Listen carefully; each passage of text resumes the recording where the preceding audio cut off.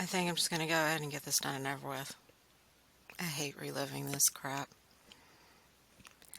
This is November. This audio recording transcription is from November 25th, 2022. This is part 1 of 3. It's a total of 5 hours.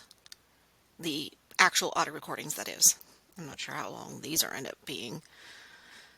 We'll see.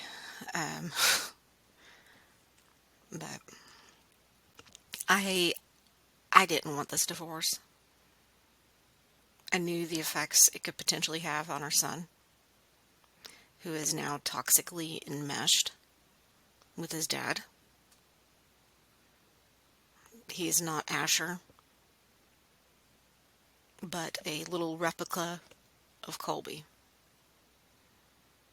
that is very toxic for a parent to now not allow the autonomy of a child,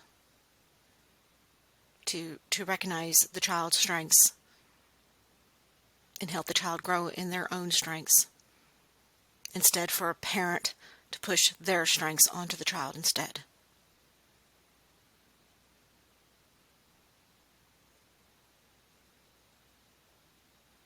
Or should I say, maybe I need to take that back. It's late. It's like 1:36 a.m. Eastern Standard Time. But, here goes.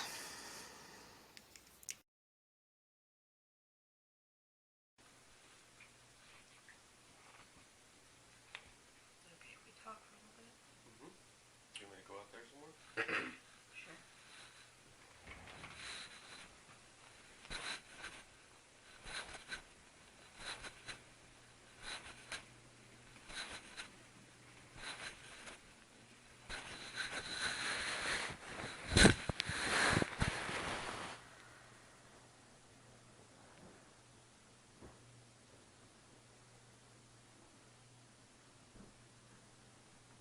I feel it would be best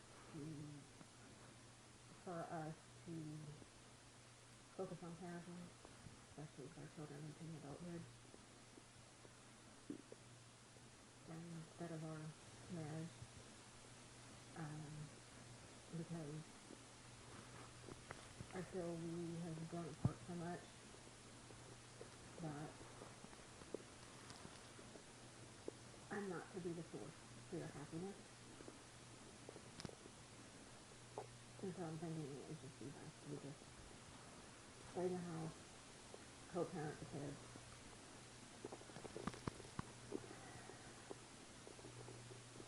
And there's couples out there that do that.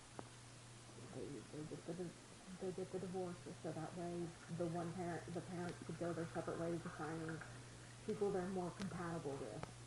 I think you would be, I know you don't see it now, but I think with time, I think you'll be grateful for the change and finding somebody that could make you happier. Because that can't come from me.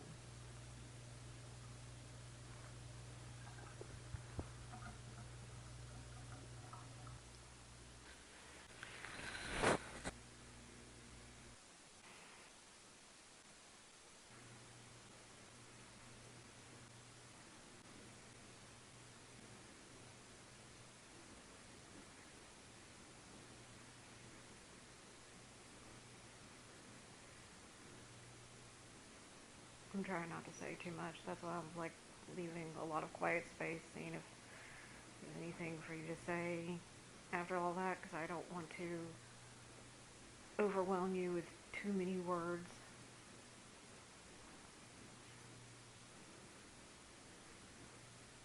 Am I one to be overwhelmed by too many words? Yes. I am. Oh. Usually when you would ask questions with yes or no, and I would add something extra to it, well, I didn't care to hear the rest of it. I'm like, okay, well, you just really don't care to know me. Because I don't like being pegged into a certain spot. I'm more complex than that. So if I can't make you happy with just me being me, then I want you to be happy with somebody that's more compatible with you.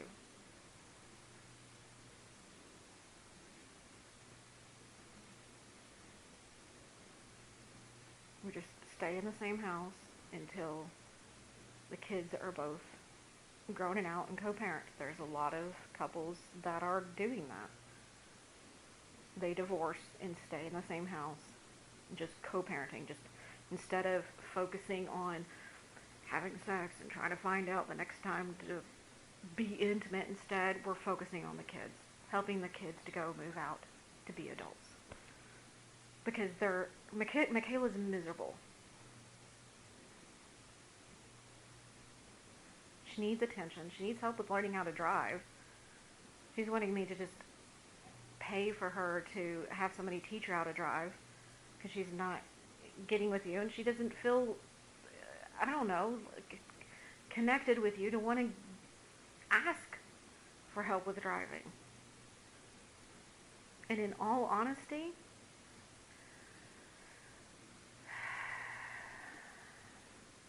since 2017 when you took up drinking, she's been wanting me to divorce you.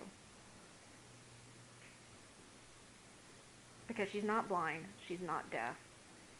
She sees and hears what's going on. Just like at my parents'. She overhears conversations. Yeah, she may be staring at her phone, flipping through TikTok, but she overhears conversations. And she's like, Mom, they're talking shit. Your dad started it and talking shit about you. And I asked my mom, I was like, so how'd it go? Did Colby talk bad about me? Oh, no, everything was all good. Colby even carved the turkey. She lied. My mom lied. Big time. What is talking shit about you?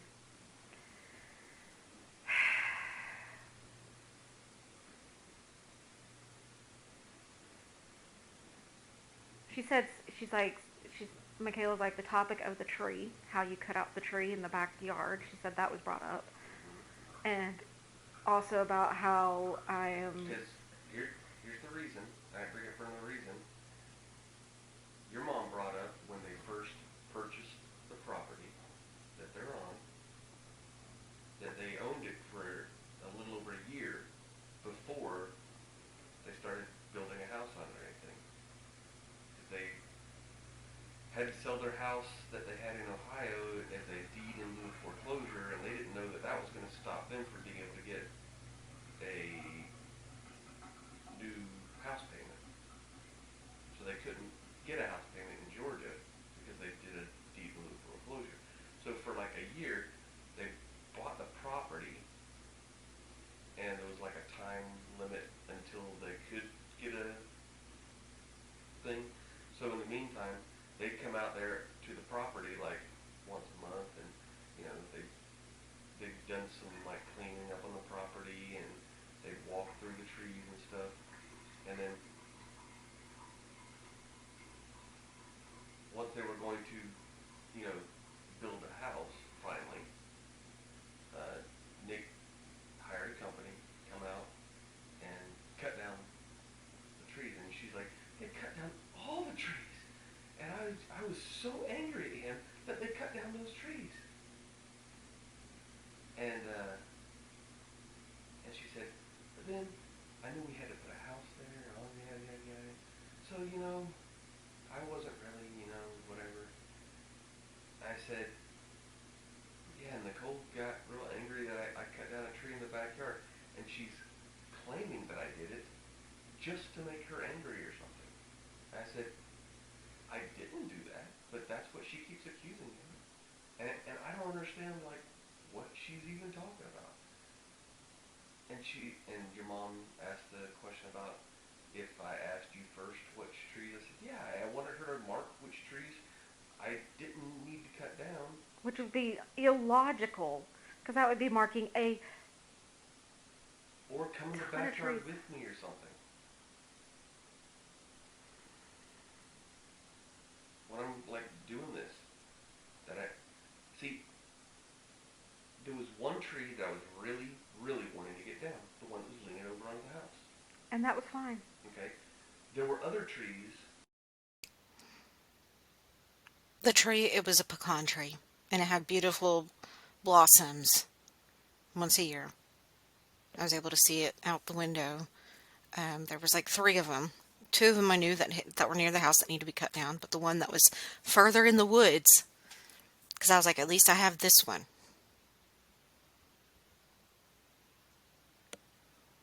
But because I left to go somewhere else to get away from his anger issues, he keeps flipping the script. He ends up cutting down the very tree that I wanted to be kept. And then he hides it under the pile of branches, the stump.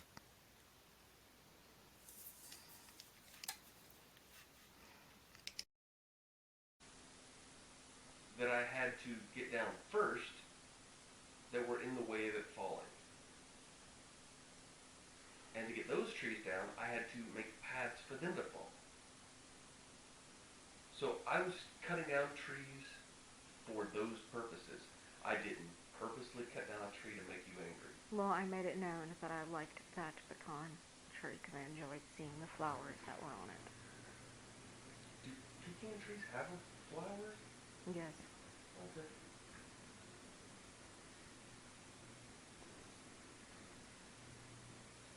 And you're still adamant you think that I cut this tree down to Yes. make you angry. Why?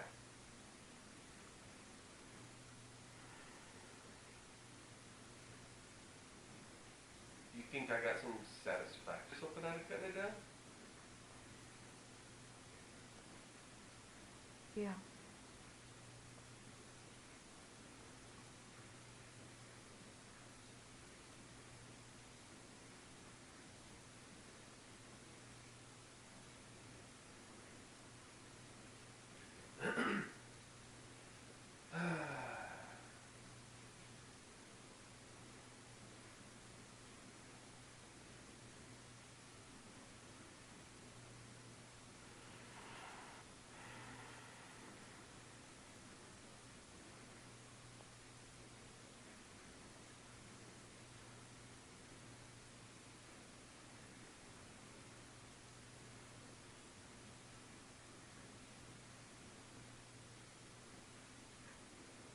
It seems like you want me to, like, in your mind, be the jerk, to be mean to you, and that way you'll feel justified in your decision to do this.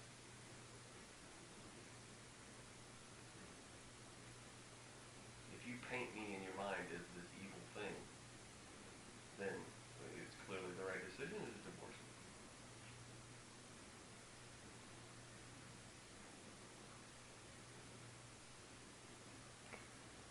I'm not painting you as evil. I'm painting you as incompatible.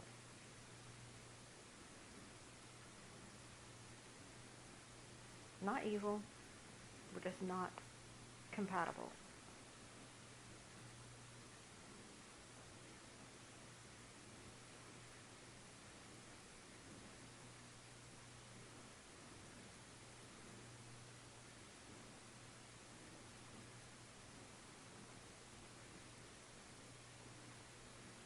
Your ways of communication are different.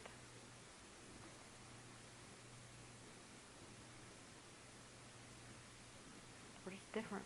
Lots of differences.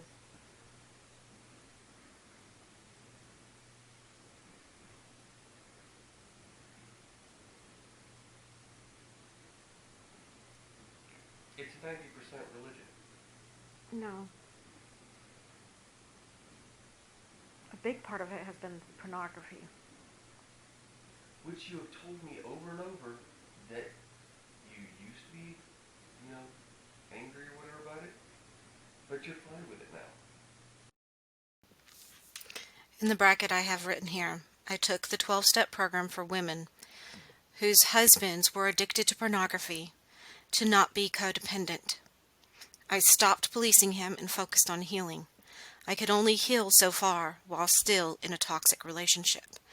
His sexual appetite grew for taboo. Read or listen to the October 6, 2022 recording of us during our therapy session with Sandra Johnson, which I've shared in a previous recording, only like a small snippet of like a 2-minute audio recording from my phone, which is longer than that, of Colby unawares admitting that he's enjoyed somebody else sucking his dick. So, there's that.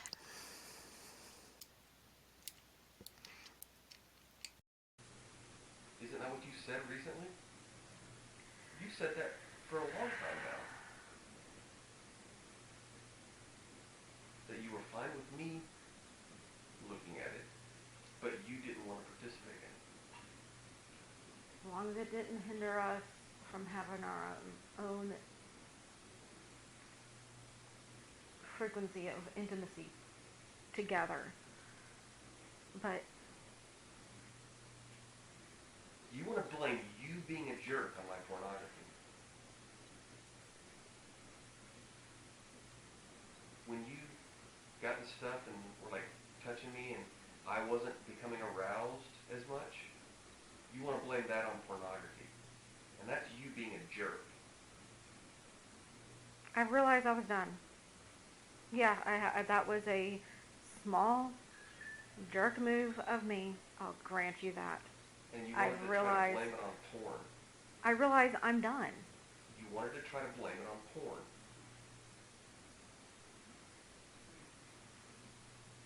That was your excuse, that I wasn't hard because of porn. Yeah.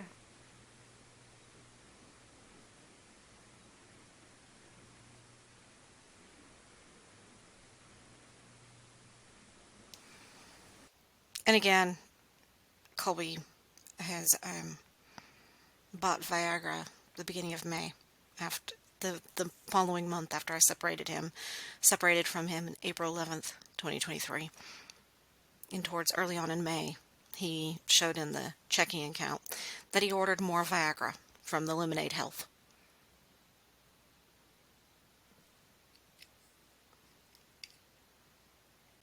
So you can't blame it on me.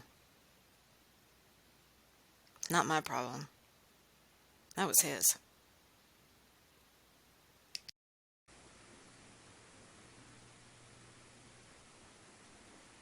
I don't understand how you think you see this playing out.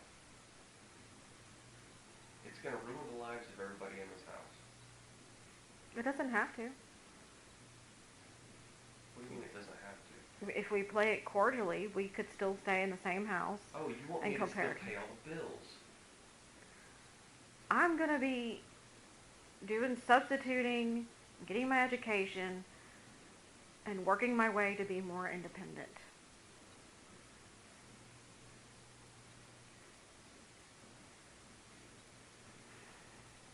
While I pay all the bills.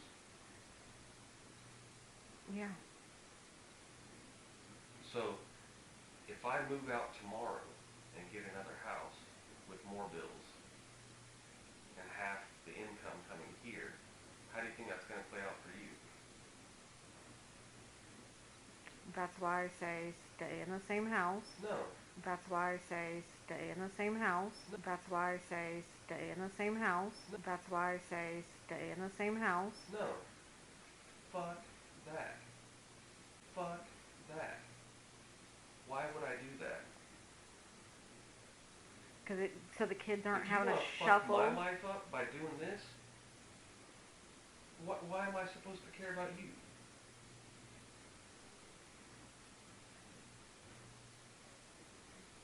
If you want to put a dagger in my heart, I'm supposed to still, like, care for you and pay for your food? Is that how you think this is supposed to go? Why? He's already put a dagger in my heart, time and time and time again, since early on in the marriage, when he would allow me to go to bed by myself because he preferred to stay up in the other room on his PC, playing video games and watching pornography and jacking off to pornography. How is that not sticking a dagger in my heart for several years prior? And then trying to coerce me to do anal And then me fearing that if that he might go out and try it out with some other person. So I let him try it on once. And the moment he stuck it in, I wanted to take it back out. No, he just kept doing it anyways. He's like, well, I can't help stop myself. Just keep going until he went off in me with anal. That was in, I think, 2008 in California. In his grandma's house.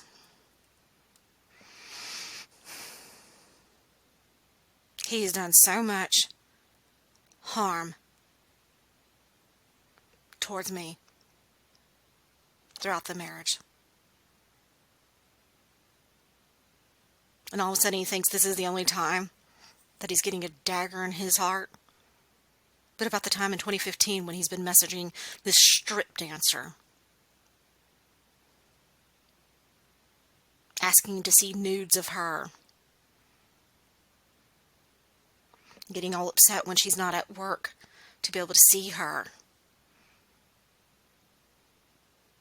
And that was going on for like 6 months. And during that time, we only had sex maybe once every other month. How is that not sticking a dagger in my heart?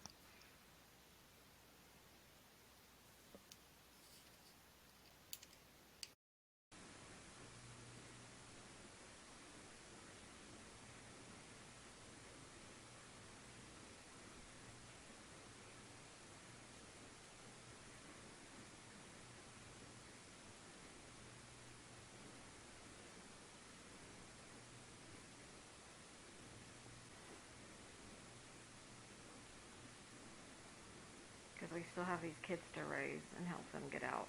You clearly don't care about that enough to actually have conversations. You wanna kick the kids because we're incompatible.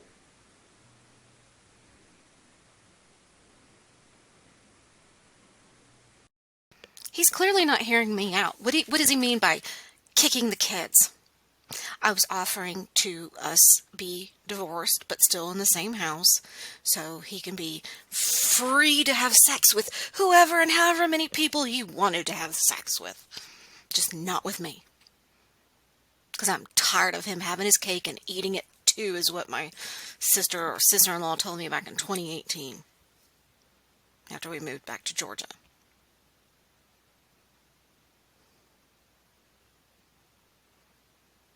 He was the one who did a huge injustice to our children.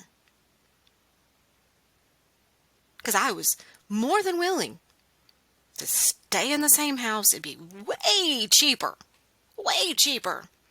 and less of a headache and a heartache for both of us and the kids. But he couldn't do that. He couldn't live in the same house cordially with mutual respect for the sake of the children. But yeah, he's calling me the monster for basically telling him to go fuck off. But in a more nicer way than that.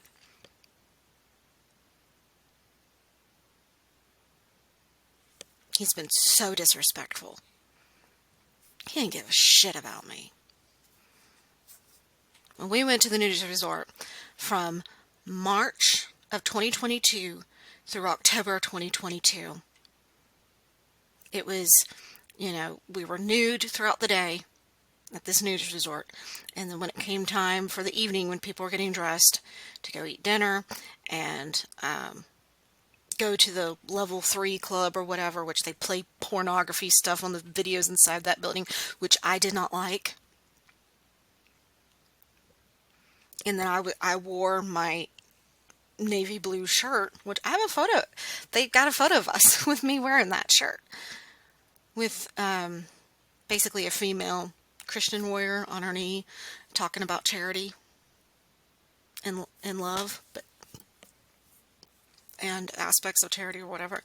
And he criticized me for wearing that shirt, that Christian shirt about charity, about love. Even though I was having a cheerful, positive attitude, complimenting others and whatnot, and just not being judgmental at all.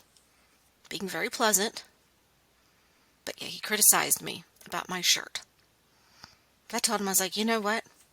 If you think you can control me about what I say Because he even got on to me about things I brought up in the pool. Because I love sharing the gospel with whoever's willing to listen. He got on to me for that. And if somebody was seriously listening and caring to hear it out, I share it. Especially with, like, Amy Jo. She was sharing how she was a victim of sextortion. No, sorry, not sextortion. That was just what I did. She was a victim of human trafficking. She was a victim of human trafficking, literally raped as a kid. And at 8 years old, she saw Jesus Christ. And that gave her hope to get out of it. Colby rolled his eyes to that, too. So, I don't know.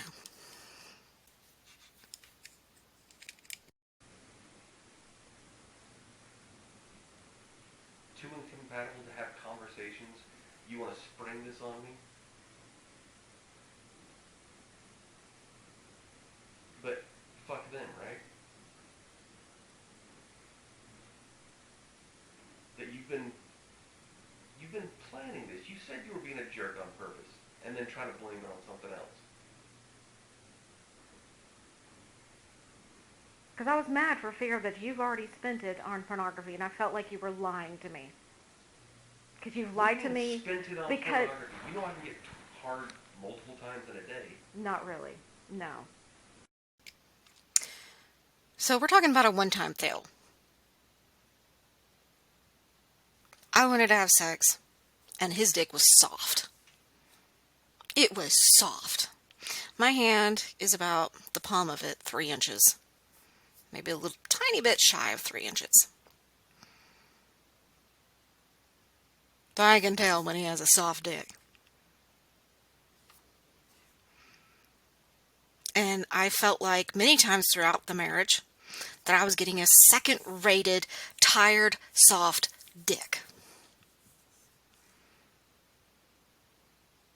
Yeah, I was furious that he kept treating me as an option. An option. To take down and play with whenever he felt like it. Not as his partner, not as his companion, but as a competition or a play toy to have whenever he wanted. And I'd be damned when I want it when he doesn't want it. Because he already spent it on pornography. Or maybe on some other whore outside of the marriage. I wanted to stay in the same house. Continue focusing on the children. Because I knew it would tear Asher apart. But he couldn't man up and get help. Tried for years with therapists. Dr. Jabbar Gooderham through Atlantic Counseling Services in Sandy Springs, licensed marriage family therapist. That was my last straw throughout 2019. And then for him to tell me, Dr. Gooderham, in December of 2019, he sent Colby off to the waiting room, and Dr. Gooderham stared me dead straight in the face. He said, "Don't respond, just listen. I can't see how you're still with him."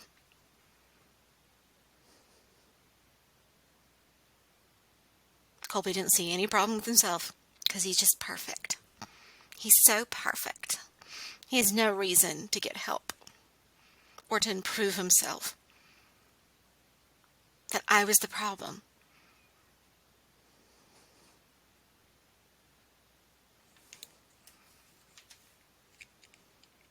And yet he's spreading this lie to our son that I caused the divorce. I was willing to cordially live together for the sake of the children. But our husband-wife titles, I wanted it gone. I wanted to focus on my schooling and on the kids. Nothing else.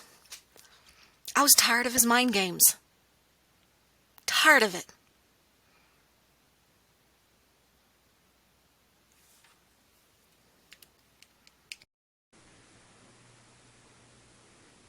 Okay.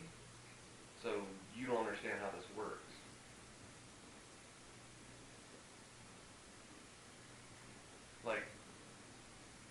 Tuesday, I jerked off twice in the same day. And I was hard both times. See, that shit pisses me off.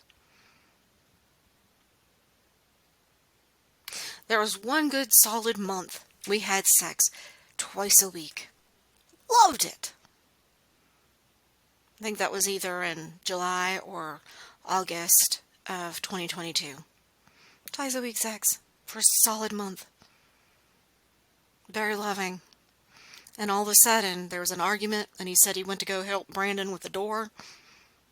And then our twice a week sex, gone. No reason. No explanation. Just random stupid arguments for no reason that he starts. I don't know if you guys noticed that pattern of behavior. I go in trying to solve a problem, focus on a problem, and he wants to turn it into an argument. Not be held accountable for anything.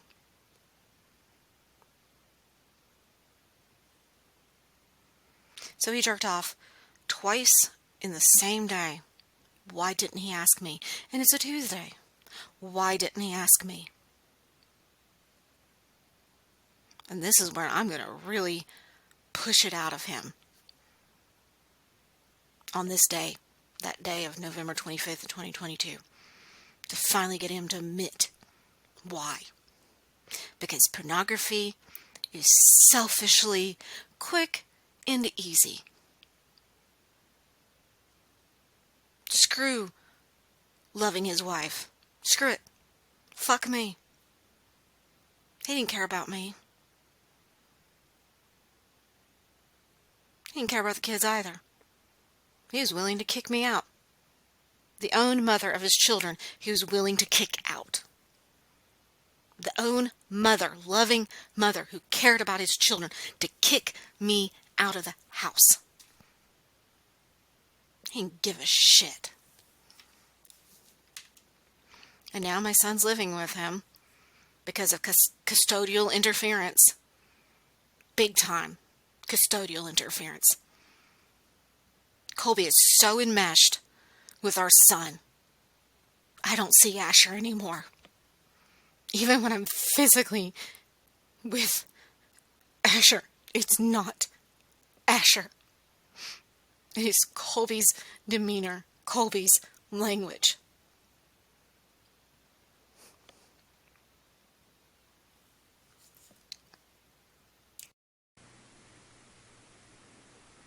Because your brain become wired to desire that kind of stimulation and not me.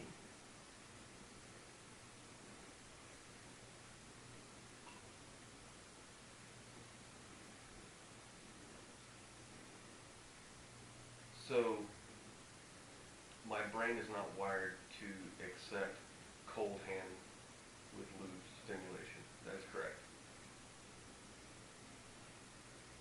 Well, if you wanted oral, you should have said so I then. didn't say I wanted oral. I didn't want that. Okay. And I did say so. And you insisted and forced it. Just like you forced keep going in my ass back in California when we were trying anal and I told you to stop. And you're like, I couldn't help it, I had to keep going. As if you had no self-control to automatically just completely no. You're like your reflex to Which keep going. I said I was wrong and I apologized for. But fuck me, in this instance, you won't apologize. You won't say you were wrong.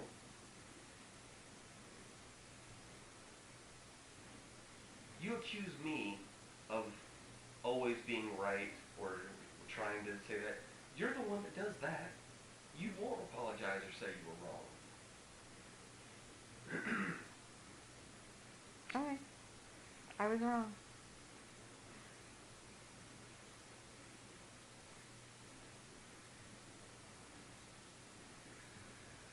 I can tell when you don't mean it.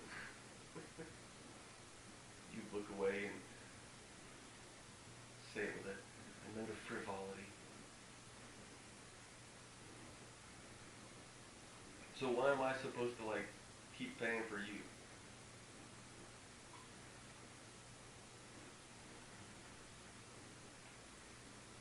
because I had to put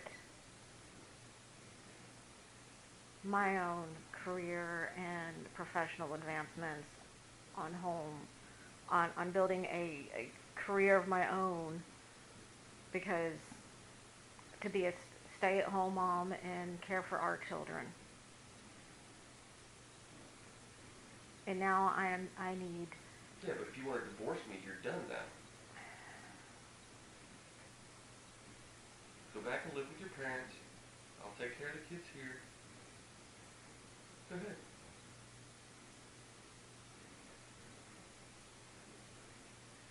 Go back and live with your parents. I'll take care of the kids here. Go ahead.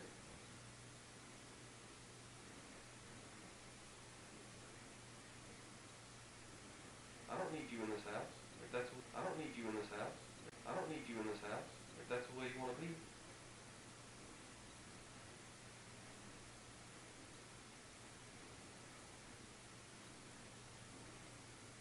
You don't even want to talk about it.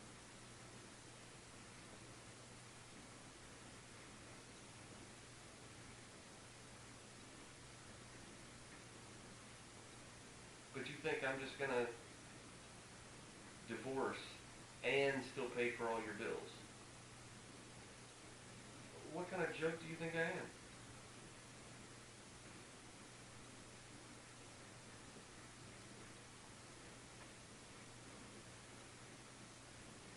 Okay, we'll have to have separate accounts.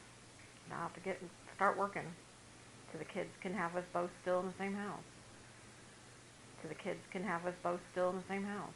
So the kids can have us both still in the same house. I don't know.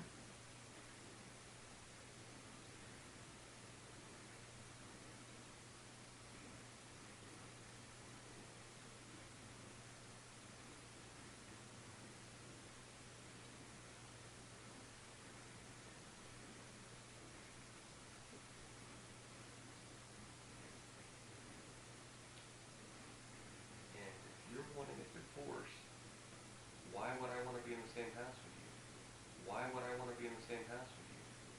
Why would I want to be in the same house with you? Because of the kids. Because of the kids. Because of the kids. No, you can leave. I'm fine.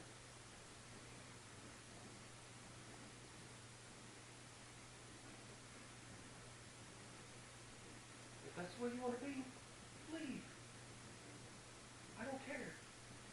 If that's what you want to do.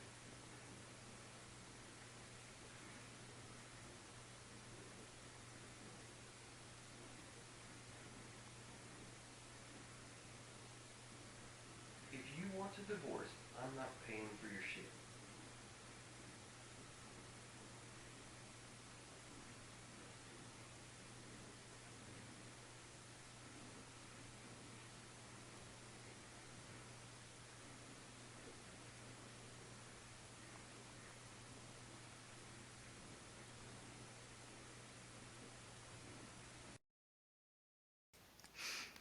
I'm going to find where he cheated on me in 2015. I'm going to pause this and go to it and then press play again so y'all can see it. So this here is starting in September 28th, 2014 with Rachel Faye Lyons. Hey, are you my driver tomorrow? No, sorry. That's Colby. You suck, LOL. By the way, I'm now over the cooler and back to receiving. You back on receiving? Awesome. I should be back next week. Yes, sir, I am. Who came for Dot today? Not sure. His name. He was slow. Colby looks a little sad emoji. I'll try to be there next week. She says, I hope so. Are you coming to Church Point? That's the name of the location. He's like, yeah, I got a full load of frozen. Oh no, I'll start breaking down early. Yeesh. Okay, I'll try to make it an even earlier. I'll start at 2:30 then. Ha. You meet 12. 12? So early? 2:30 is late. Seriously? 12? What time do you normally start? 12, but I almost feel bad for trainee. Oh well, make his ass work. I told him he stays in the truck until 2. He stays until the truck until 2. He wants to get there at 12. Colby wants to get there at 12.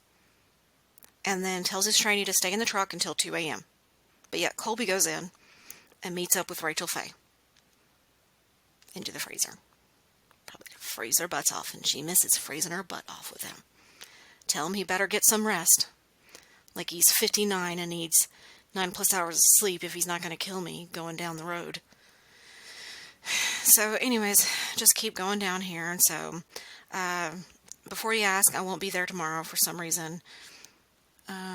This is October 12th. So this was basically October 5th of 2014. We just moved from California to Tennessee. We were living in Tennessee at the time. Colby was rarely, if ever, having sex with me, which led me to wonder he was getting it somewhere else. And so one time his phone was available, and I took lots of screenshots. Sent it to myself. Said, did your four-wheeler turn up? No, not yet, but we will. They're going to be stupid and ride it around. We have people watching for it around the neighborhood. On October 12th, I wish you was at least coming Tuesday. That'd be nice. Maybe next week. Look at that emoji. You see that emoji? See that emoji? That'd be nice. I wish he was at least coming Tuesday. And then he messaged her on November 11th, 2014. They canned you. She said, yes, with a crying face. He's like, no. He's getting all emotional with her. I know I'm fight it because they know I'm right. I had no right. I hope you do. As little as my opinion matters, I'd vouch for you. Thanks. Keep me posted, and I hope to see you Monday. I sure will, but doubt you would see me. But my bro and dad will be there. Miss y'all. It was normal and boring without you. What you doing with your free time? Probably good for being with kiddos more. And then, aren't you jumping on the boat soon? He said, she says, I sure am. Sunday at 4. Have fun. Send me pictures. I sure will. Kimmy is back. I'm going to dance. I'm going to need some pictures. Ha, I bet. When? So he keeps asking her for pictures. Get home late before going back to Church Point.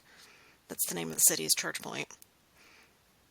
And so she sends him photos. And he says, made me smile. Says, damn, loving that ass. I hadn't seen your tattoo before. Little emoji of his. Which one is your fave? I like the one showing your tattoo, but the one showing a little cheek will make a man cry. LOL, so the first or last one. I have to pick only one? Nope, that's the two you like the most. I like the white girl with the black booty. What? I like the white girl with a black... I don't know. And then the cheeky one the most. Well, that certainly made sitting here bored a little better. I'm glad I could help. And then Colby sends this thing saying, skinny girls look good in clothes. Fit girls look good naked. She says the money she makes as a stripper. He's like, you made some bank. Still loving the pictures, too. And then she's asking, where you at? Colby says, Jackson, Mississippi, on my way down. She says, I'm heading to NO, whatever that is. And he says, have fun. I sure will try. Stopping to eat. Across the street is chicken. Let's see here. December 7th, 2014. Hey, you. Hey. Guess you had a good cruise. Didn't get too crazy, right? I sure did. No, I was a good girl. Did you get off the boat anywhere? Or did I just stay at sea? Or did you just Cosmo, so what else is new?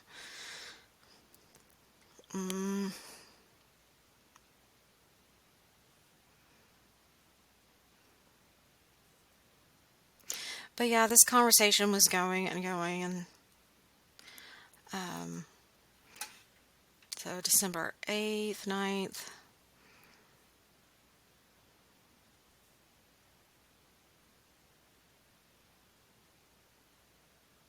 She started messaging him on August 9th of 2015. He responded. He sent her a friend request.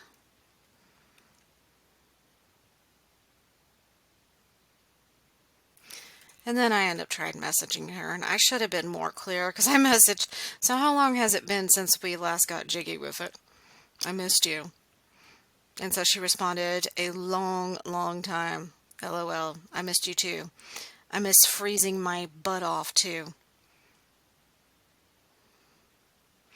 And I should have kept playing it. I was stupid, but whatever. He was clearly getting something. So, back to over here.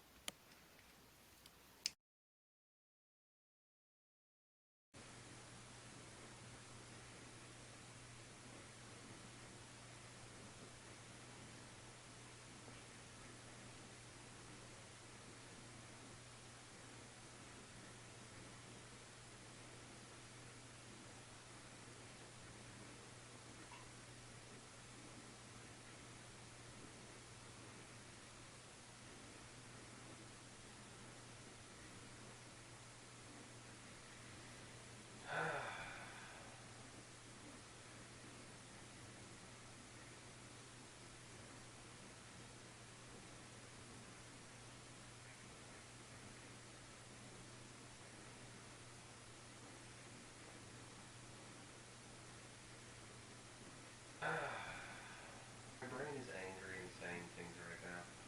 I don't know how to respond to any of this. It's not something that I've ever thought of. I still love you, and I don't know what to do. So,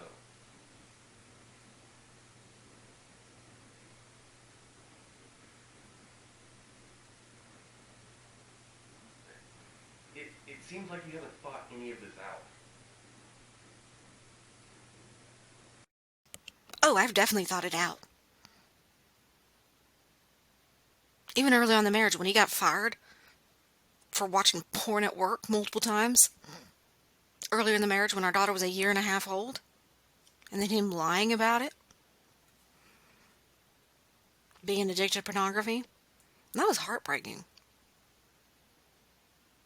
But I kept sticking it out. Sticking it out. I could only take so much from him. It was never good enough for him. Never good enough. And if ever it was very fleeting. It didn't last. He didn't know how to find his own inner happiness. And you just take shit out on me.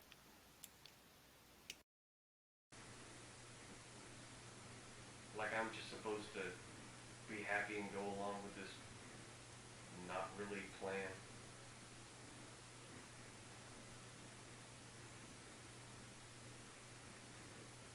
Like you divorced me, I'm just gonna happily live in the same house with you. Other couples do it. I just feel like you I don't. don't care if other couples do it. I feel like you don't care to know me.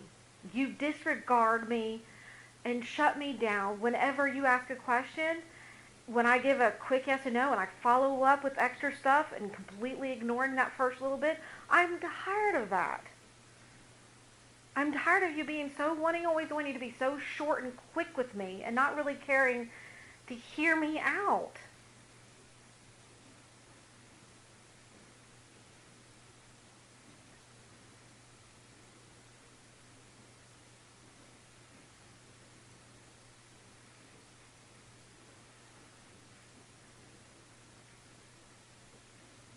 If we don't really connect socially, emotionally, most of the time we're ever really together is when we're having sex, or it's things that you really care to enjoy more than anything else.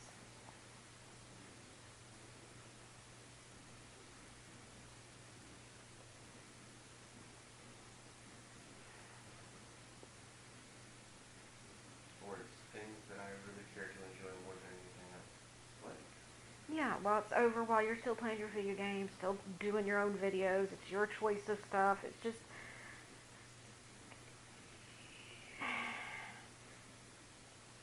you don't want to take interest in the things that I'm interested in. What do you Which, want to which, take interest in?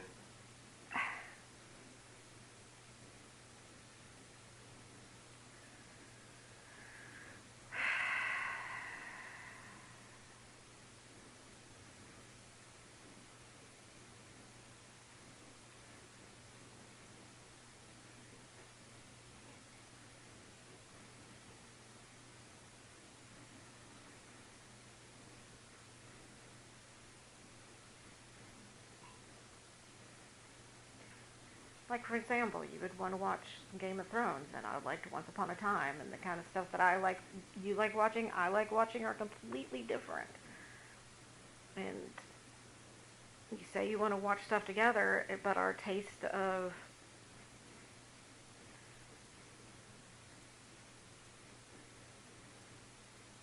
shows have separated.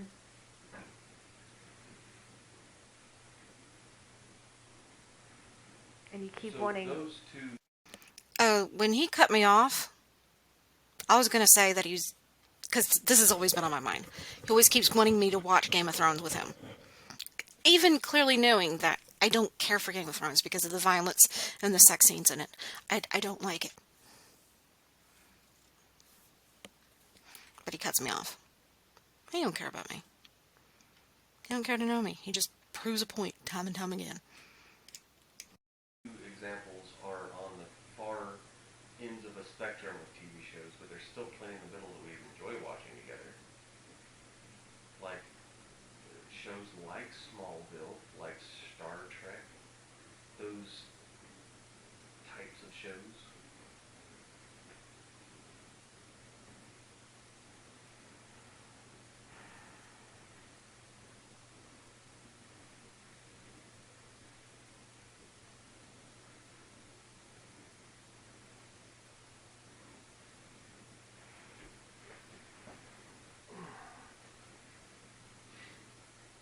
What I don't understand is this, like, we've been going to the therapy, and trying and all this kind of stuff to to improve our relationship and all this. And then you just sneak this in.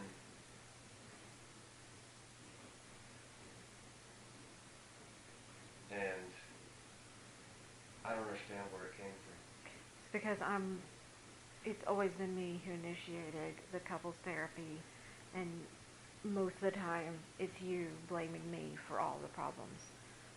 And towards the end of the therapy, with Jabbar going to him, he's like, I don't see how you're still with him because you kept blaming me for all the problems and not seeing where you need help as well to improve.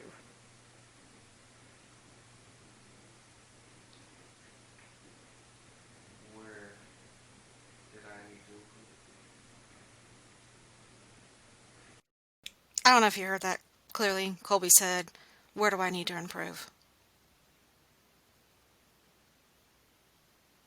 How egotistical can you get? Can you blame me for wanting to call him sarcastically Mr. Perfect? Just wants me to quietly obey him, be his little bed whore, keep the house clean, keep the kids straight. He didn't want a wife. He wanted a live-in maid and a live-in whore when he felt like taking that toy down.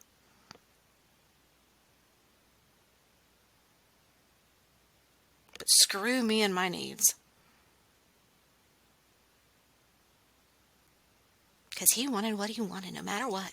Who gives a fuck about what other people want? He wanted what he wanted. And he's just gonna go after it. Lack of willpower. Following his own little head.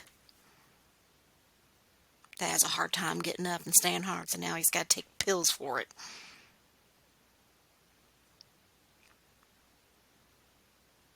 One time when I was sucking him for 30 minutes and he wouldn't go off, and so I eventually just gave up and laid down and told him just to stick it in me, and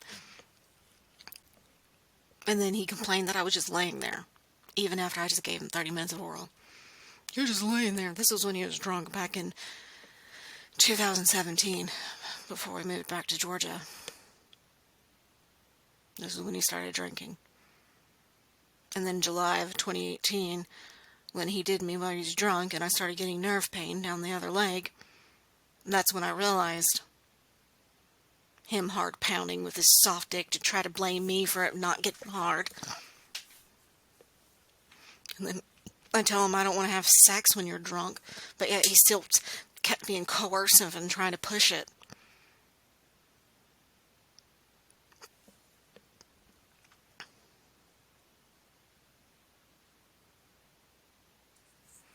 Just abusive. Just abusive. I didn't even want his massages anymore. Eventually, I didn't even want him for sex anymore. That was after realizing he didn't care to help me protect Michaela from being a victim of sextortion. I didn't want it.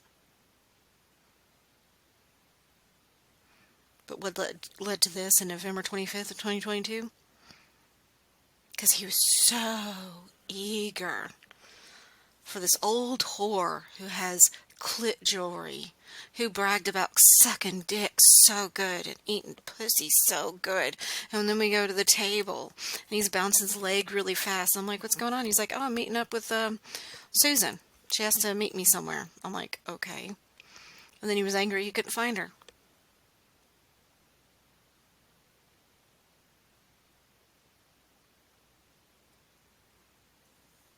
He didn't care about me. He don't care about me.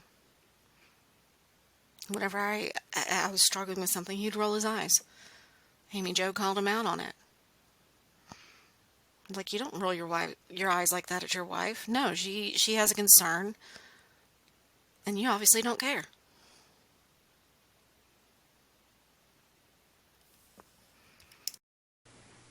That you care more about being right than our relationship.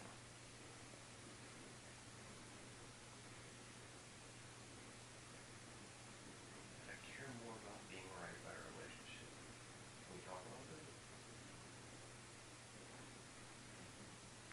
that? That when we have an argument with something, you want me to agree with you, and if I don't, you get angered that I don't agree with you, and it seems very manipulative, and I don't like it.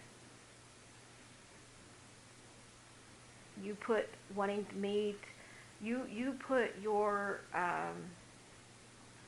wanting to be a right and to agree with you above me as my own autonomous individual that I am, to be able to still love me for not agreeing with you, for to allow me to disagree. And it just was time and time again.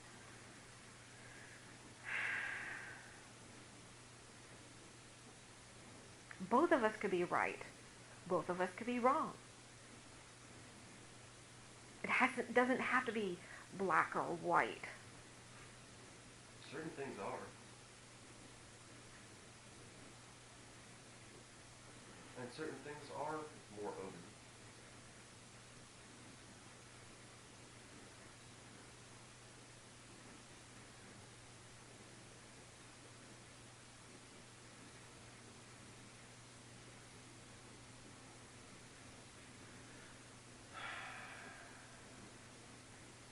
So it's mainly conversations about religion you're talking about. Not necessarily.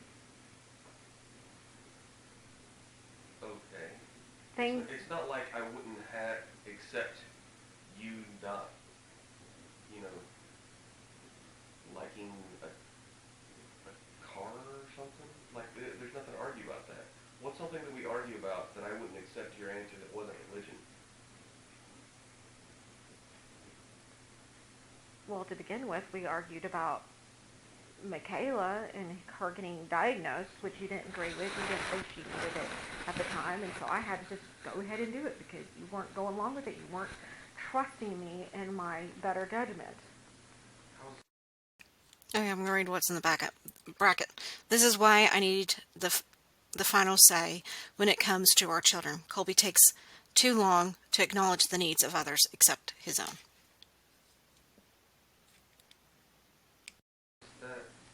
See, now you're changing the subject. You wanted something that's not related to religion. That's something not related to religion. But You that's wanted not an example. arguing and like me not accepting your answer about something or saying you were wrong. That I wasn't accepting your answer. That's not. You just changed the subject. You wanted an example. I said, no, I didn't. He wanted, where was that question?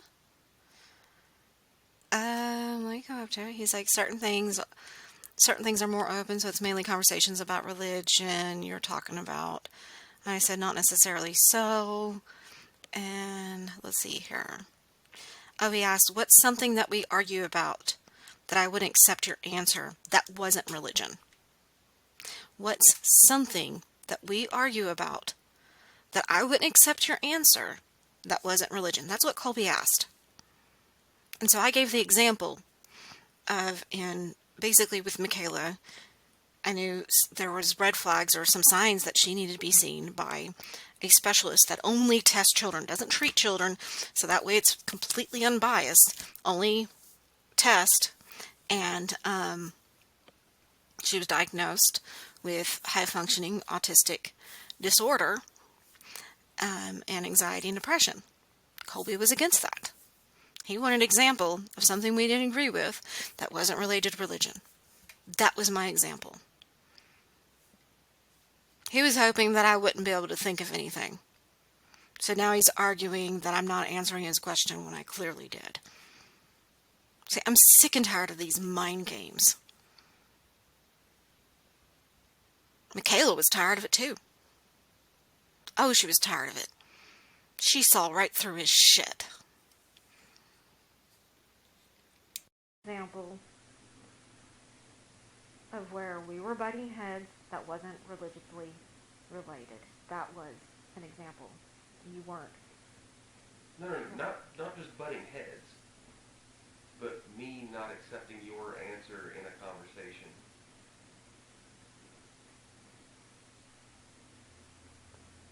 That I was like, you were accusing me of not accepting your answer and arguing and not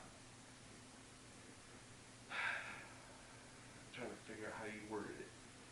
Being dismissive. When I bring something up, being dismissive and not trusting my better judgment. It doesn't always have to be religion related. It could be related to our children. Okay. So, as far as her being on the autism spectrum and stuff like that, like, I saw she was still learning.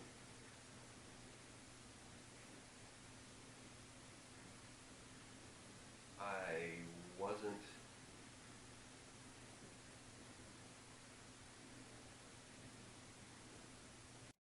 I think he was about to say I wasn't as agreeing, and then he'd end up changing the subject because I think he got upset. Well, anyways, here goes. See, this is a different subject. No, it's not. Okay. It's still putting wanting to be right over our relationship. You wanted to believe that there was nothing wrong with our daughter. You didn't want to take my plea that our daughter needed help. It's just in that whole self denial and not trusting my better judgment and basing off of what little that you did know. As if it's fact. Remember how I pointed out in a previous video that one of his behavior patterns is treating his opinion as a fact. Like I said, that was a big pet peeve of me. I brought that out to him again. Instead of really taking the time to look into it and learn for yourself.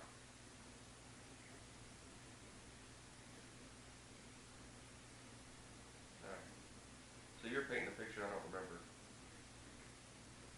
But I still say it's like 95% religion that you're saying we disagree on. And that's why you want a divorce. It's all about religion. You want to throw me away from religion? You want to throw the rest of your family away from religion? And I don't get it.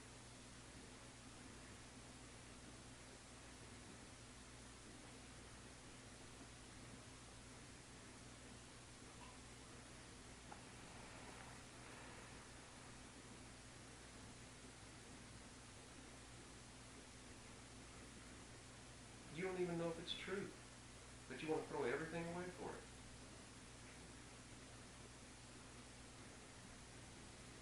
It's not just religion. Okay, like I'm going to read what's in the packet. It says it is his dishonesty, silent treatments, gaslighting, ignoring me, treating me as inferior, as if we're in a competition instead of a partnership, loving his PC more than me, comparing me to his pornography, trying to manipulate me into doing something that is against my morals and standards, which is only a small part of religion. The rest is purely a lack of mutual respect and selfishness. Him believing I'm lazy, crazy, and delusional, and getting our children to believe that about me as well. Colby getting our children to believe that about me as well.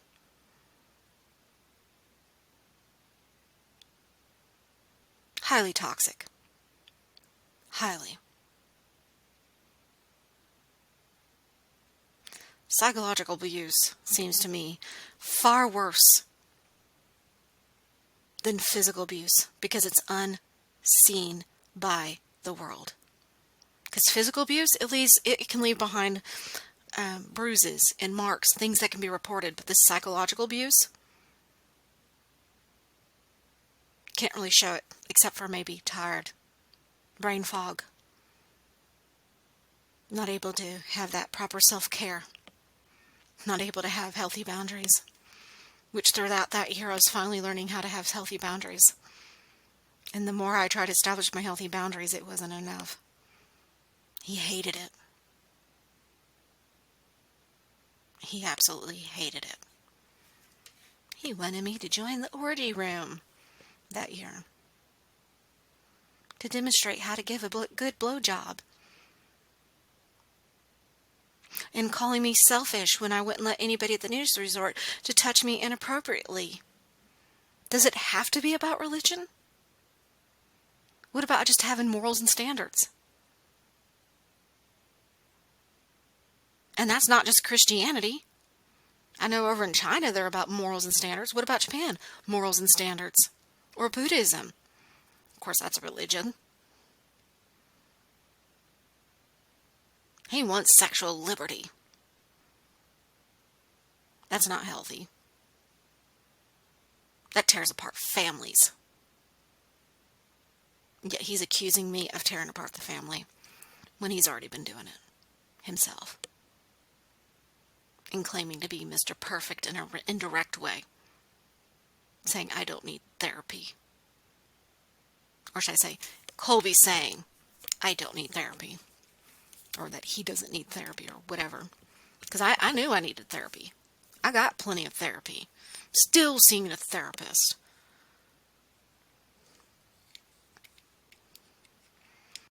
I said, 95%. There is room for something else in there. But what I'm saying, it is 95% your religion. I didn't say it was just religion. Do you remember that? 95%. That's not just religion. I agree. That is correct. It's not just religion. It's 95% religion. See, I didn't even press repeat at all with any of that where he kept saying it's 95%. It's 95% religion. Like a broken record. It was exhausting to hear throughout the marriage, his broken record. Because he was thinking if he can just keep. Maybe that's how he believes his own lies, with his mental gymnastics and living his false narrative. Because he keeps going through these mental gymnastics and repeating the lie in his head over and over again to the point to where he believes his own lies.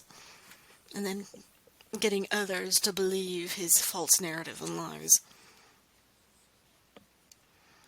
30% religion. The rest of it's communication and our sex life. Because there were times that I felt like it was kind of sexless, because most of the time that we would have sex is because I initiated in the past, because you preferred your pornography over me.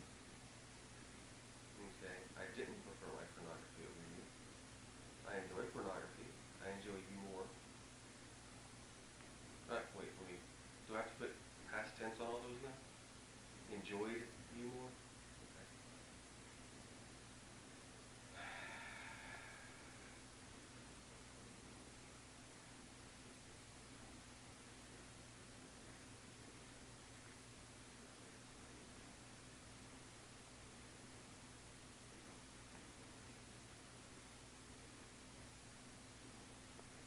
Okay. And it's things like with that therapy homework, when you're sitting here like, no, you didn't send it to me, and I'm like, yeah, I did.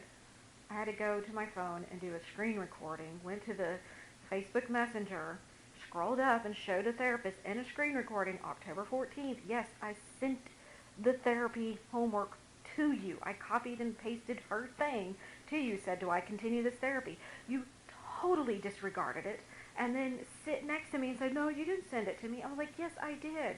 You disregard me constantly. No, I forgot. I didn't argue with you after you said you sent that. I was like, oh, really? So I went and looked at my phone. Oh, there it is. Have I ever sent you something that you didn't realize that you got from me? Or given you something and I said, no, it's right there. Oh, how was that a disregarding? Do you ever forget you put something somewhere and you gotta go look for it? How's that any different?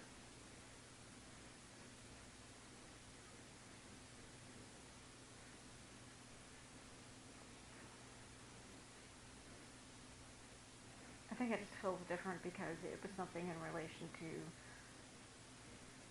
our relationship. And those other things are just littler things with lower priority.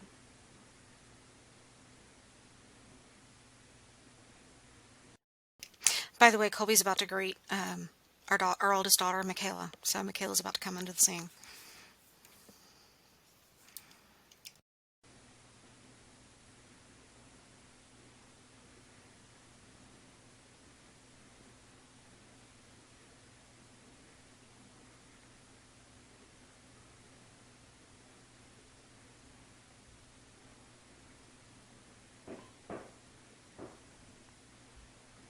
Good morning.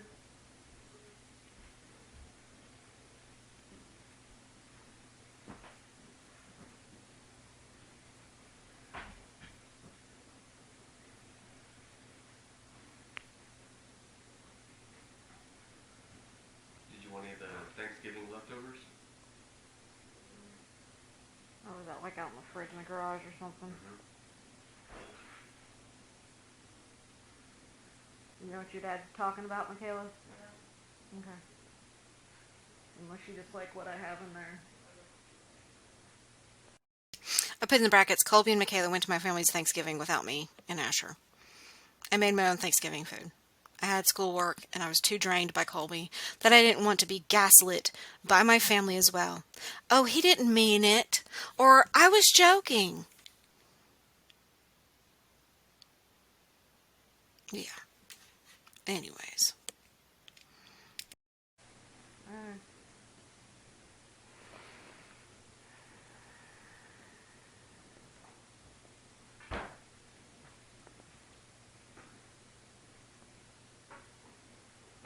Hey, Michaela? Yeah. Can you go eat that in your room? Your dad and I were talking. Thanks.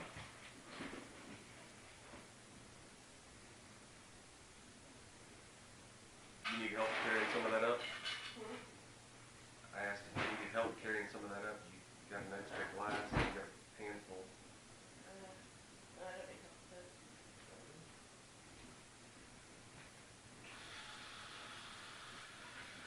You might help when she's got two other helpers. I mean, So I put in here in the brackets, Colby's laughing. He was referencing about how Michaela was holding her drinks against her breast, and yeah. and you can drink it while you're walking, man. Love you, Michaela.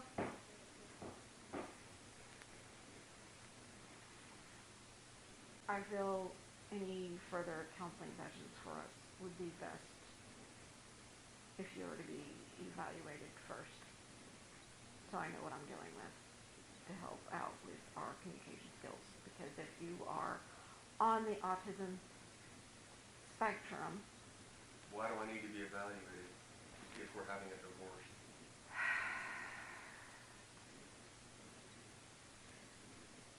if you're wanting to salvage the marriage, because it seems like the reason why our therapy sessions seem to go nowhere really is because if there are some things going on with you that we need to know about for you yourself to get help, not just always me seeking out help, but you yourself, then we can have something to work on. But as long as it's just me just getting help myself and you not as well, then we're just hitting a dead end, and it's going nowhere.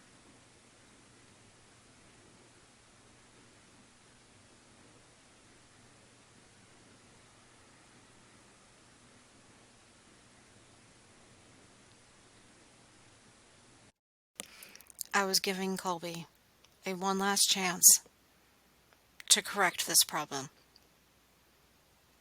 I wanted him to get psychologically evaluated and get help from himself. Because I'm thinking he's on the autism spectrum. Because he has a lot of boxes that can be checked off for it. But again, I'm not a professional. I don't have a say. There's also other boxes that can be checked off for something else that's in the DSM-5 as well. So there was things that he needed help with. It takes two to make marriage work. But it can take one to make it fall apart completely.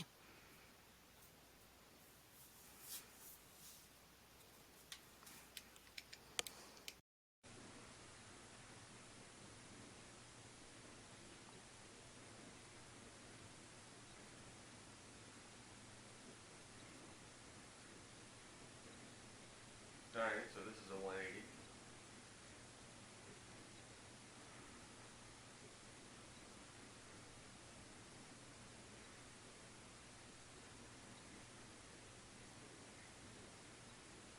Something I've been suggesting at previous counseling sessions, that you get seen and evaluated and get personal one-on-one help, which you objected and said you didn't see how that would help.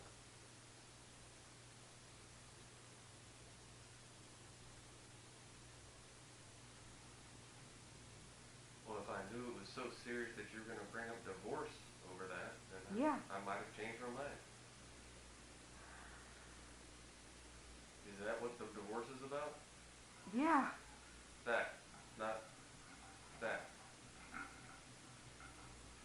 Because otherwise I feel like I'm just a bought wife to be obedient, and it's not a two-way thing. Bought wife. Yeah, I pay the bills, you suck my dick and take care of the house. Oh, That's how I felt. bought wife. Huh.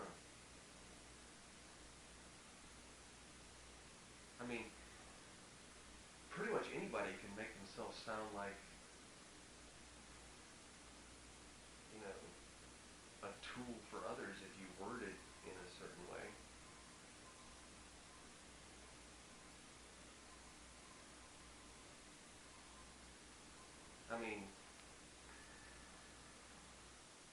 I can make myself sound like a victim too.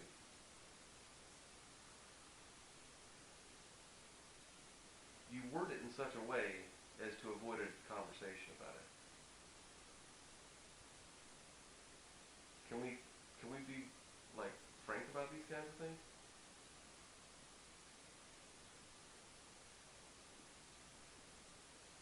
How so? You feel like a bought wife. I don't even know what those words mean.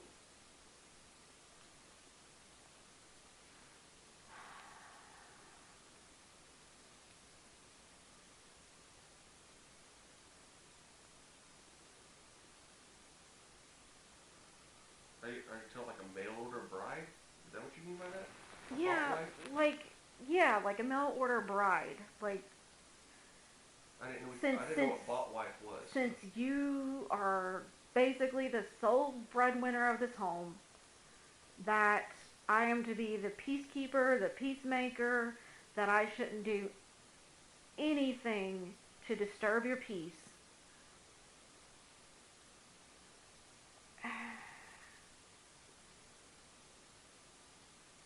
Any problems that I would see that needs fixing for our marriage, as long as you don't want to work on it, because I'm just here at the house. I'm just here to just take care of the house, take care of your sex needs. If I have any problems or if I have anything that needs to be brought attention forward, but because I don't contribute financially, it doesn't have any weight or matter to it to want to look into it. Like me asking at multiple different therapists, I need you to get evaluated yourself, get help yourself. Because I otherwise been feeling like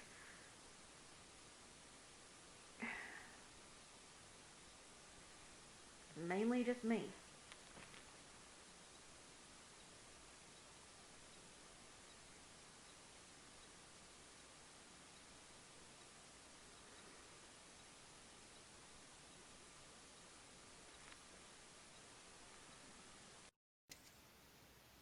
I just had an epiphany. I almost wonder with all the times that I did try to drag Colby to do couples therapy, and when I ask about him getting evaluated, they kind of already had an idea of what he's like and where to label him in the DSM-5, but didn't bother to do it. They didn't bother wanting to do it, and I can see why now. Because such a label is what I'm thinking of, therapist knows that's almost a lost cause.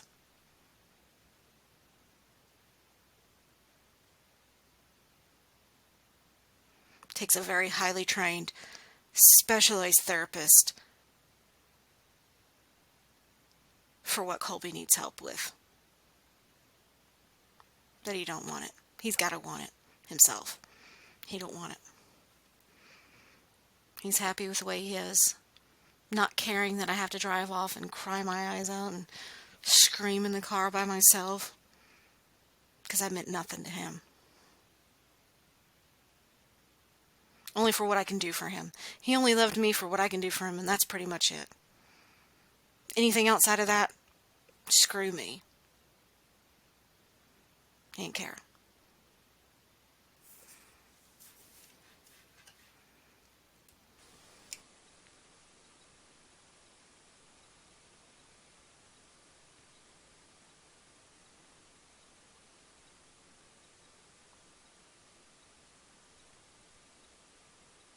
One of the main reasons why I improved sex is because I knew my body was failing me and I couldn't deep clean the house or take care of the house or physically do certain things. Yeah, I know I need to improve my eating and exercise and lose the weight, yada yada. And so I was like, okay, as long as I could improve my sex, then maybe it'd be one less thing for him to bitch and complain at me about how I'm failing at life.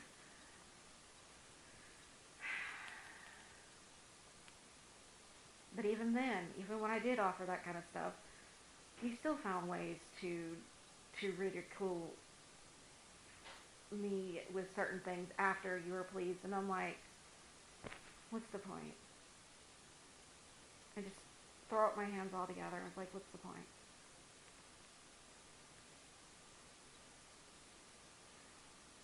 because I'm See, not here's the the difference. breadwinner. I've I put in the bracket, prolonged stress cause an increase of cortisol, which causes belly weight big time. Stress makes it hard to lose weight, and when I did have small successes of weight loss, Colby replied with a negative comment because he views our relationship as a competition and not a partnership. He was only positive when I was failing, as if he delighted in my misery.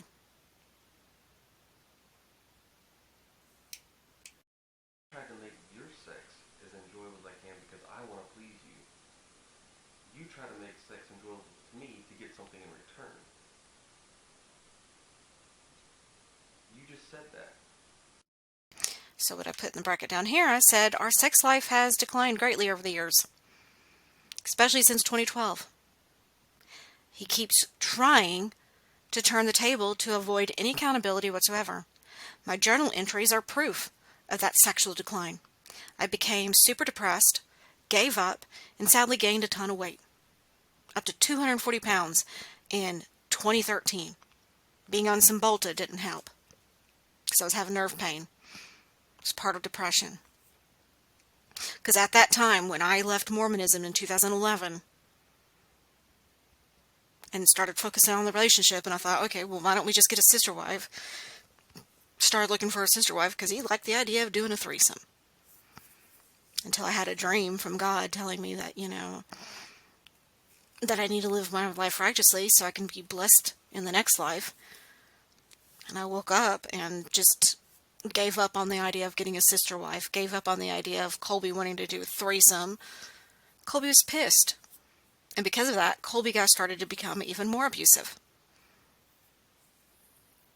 And been seeking attention elsewhere, leaving me feeling neglected. Because early in the marriage, we had sex at least 2 times a week. And it just died out. And I started writing more and more in my journal, feeling guilty for having to masturbate because he didn't want to have sex with me, preferring his pornography. I hated it. I felt so guilty because I felt like I was sinning. But therapists are like, Nicole, it's fine. You gotta take it. You gotta let that out. If he's not gonna do it, then you gotta let it out yourself. Because it does eat at a person sometimes. Because I have a healthy sex drive.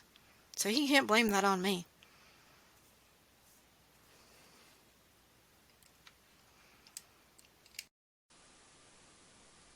Yeah, for you to respect me. No, for you to get something in return.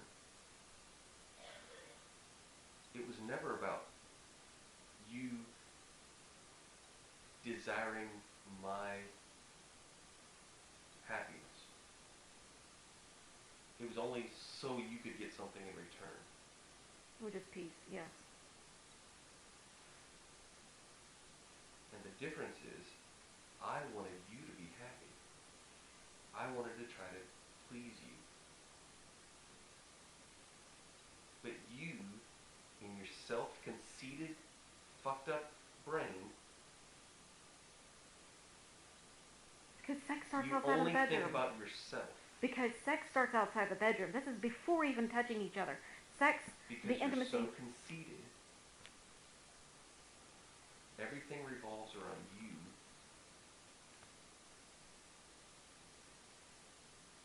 You only care about yourself. And I've wanted to say this for so long.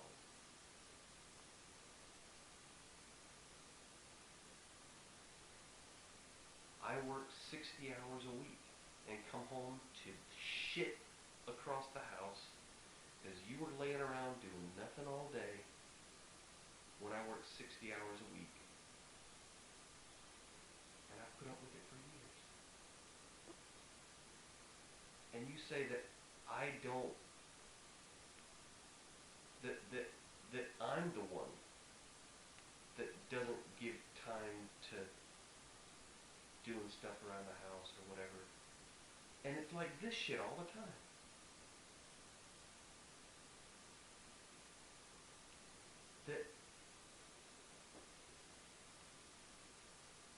And you say that I'm the one that is...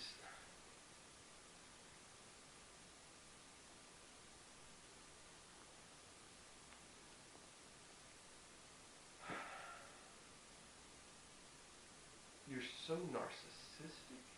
You're so narcissistic. You're so narcissistic. You're so narcissistic. Sorry, I repeated that 3 times. Anytime there's a problem, you don't want to talk about it. You try to flip it and blame it on me. Because you don't want to own up to anything or talk about it. Oh, by the way, this is called projection. Big time projection. Enjoy the example of projection. You always flip the script, change the subject, and try to blame it on me or somebody else or something else. Bringing up the past, things that happened a long time ago. That's whataboutism. It's... You can't admit that you were wrong or say that you were sorry for touching me in there. You had to bring up that I did something in the past by giving you anal that I didn't stop, which I'd apologize for. The only reason I brought that up in there again is because I knew I was recording it. Otherwise, I wouldn't have brought it up. And mainly because of the recording for this time around. God, I was tired of his abuse over the years. Said that I was wrong for doing that, but you can't do this. You're too conceited. You can't possibly be wrong about religion because you're so conceited about it. Everything revolves around you in your mind, and it's, what is it called?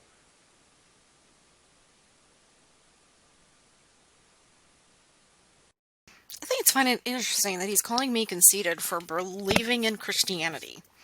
Calling me conceited for believing in Christianity. Got it. That doesn't make any sense. But whatever. I can't remember. I had looked it up, and you check all the boxes for that. Oh, what's it called? I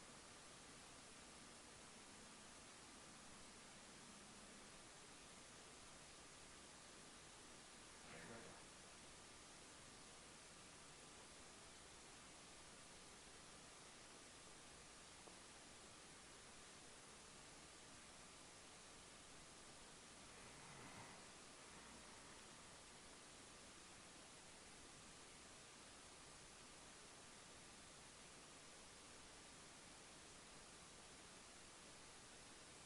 So, like, you're admitting that, like, for years you could have made sex better for me, but you didn't want to. And Because I didn't feel loved. Because I didn't feel loved. Because you didn't feel loved. Outside of the bedroom, I did not feel loved. Intimacy and sex are 2 different things. Sex can be empty without intimacy, without the connection outside of the bedroom. So, And you... So what he considered about how he felt so loved is because that sex was much better for him because I was sucking his dick twice a week. Sucking his dick, just sucking his dick, just sucking his dick, just sucking his dick, just sucking his dick. Yep, just sucking his dick. Grabbing his ass, pulling the skin around his balls down and hardening the shaft or whatever. Just sucking his dick. That's it. Just sucking his dick. Caressing his butthole. Whatever. You name it. But yet I'm called so conceited for not sucking his dick twice a week every week. Which is what I did in 2022. And then he calls me selfish for expecting mutual respect. I was trying to do that whole love dare thing in a way. Trying to do all this positive stuff but yet also having healthy boundaries and self-respect, but also wanting mutual respect, and it just blew up in my face. Meant nothing to him. He wanted to take and take. Not really give much of anything in return except for maybe the financial stuff. That's it. And that felt like he earned the right to be abusive because he provided financially.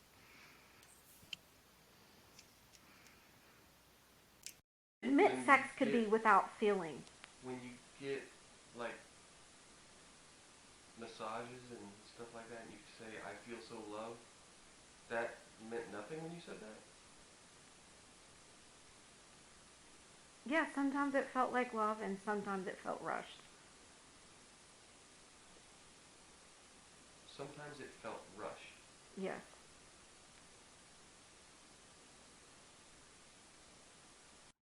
More times than not, the massages felt rushed. Rushed to the point to where he's like, okay, I'm just doing this to get my dick sucked.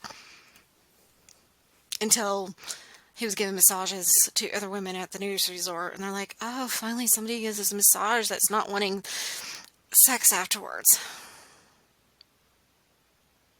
And then he tells me to fuck off when I offered to suck his dick after he's trying to massage me, but then walked away because I was bringing up the roaches. He bought that massage table the year that he got caught cheating on me with that strip dancer in 2015. Or he was cheating on me in 2014, but I caught it in 2015, and he bought that massage table because he felt bad. And the house wasn't pristine clean because I was a college student and taking care of kids, and one with high-functioning autism who needed attention and looking after, not realizing all that goes into being a parent and balancing a bunch of things. He wanted a spotless house. But yet he also didn't care to encourage the kids to maintain a cleaning chore. Instead, he just complained, oh, you just let the kids walk all over you. All I'm asking you is to ask the kids on Saturdays, hey, did you help your mom? No, he didn't even want to do that. He didn't want to be bothered with that. He just wanted to be the fun dad. He didn't want to feel like he was going to be a bad cop by telling them to respect me, their mother, to help out with cleaning.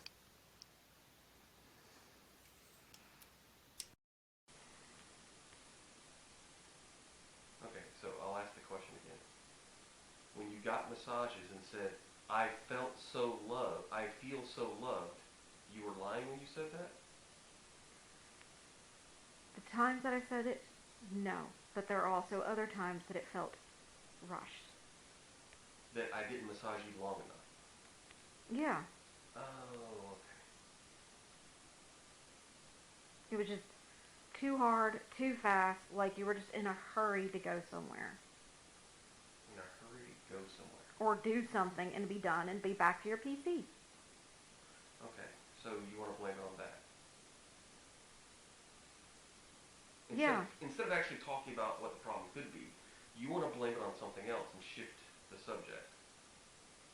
When you don't have any reason to blame it on that, or whatever, we're talking about something, events that neither of us can fully remember.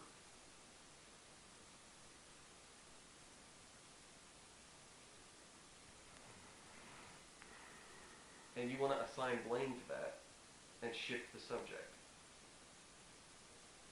We're talking about me not showing you love and affection.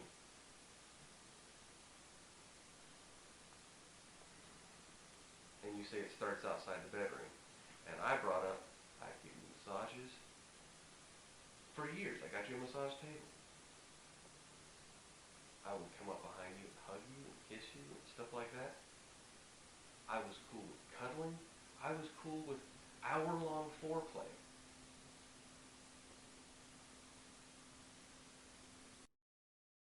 So I put in the bracket here, oh, go away. I have done the same thing with him, even from the beginning of our marriage, offering him a fucking blowjob in order to get any attention from him because he cared more about his World of Warcraft game. Earlier in the marriage, he'd be playing his World of Warcraft game, go over and offer him a blowjob. So, I don't know. And yet he's saying that I'm playing the victim that he's going to try to play the victim himself.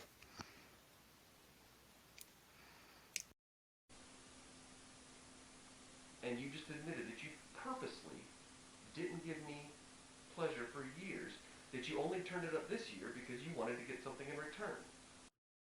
I'm going to read what's in this bracket. That's a lie. I have it in my journal talking about how I had to resort to imagining him in hell getting oral from a demon looking like me, but with piranha teeth, slowly shredding apart his. And when I got in that mood of anger while sucking his, changed it to duck.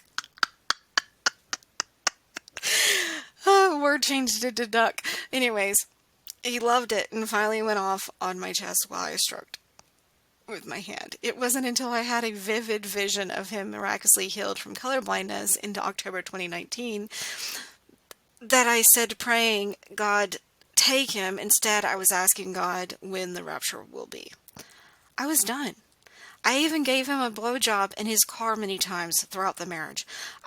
Even before his work party in California, which is the same day we got in that photo booth, and I flashed the camera with exposing my breasts, and we shared it with his coworkers at the Christmas party. That photo is on the fridge with magnets covering my breast for years.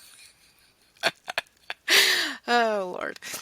So, turned up as in sex primarily became about oral, sucking his dick almost every single time, which is what he loved watching from his porn. When I did police his porn activity earlier in the marriage, most of the porn that he's watched was of a guy's dick getting sucked. Yeah.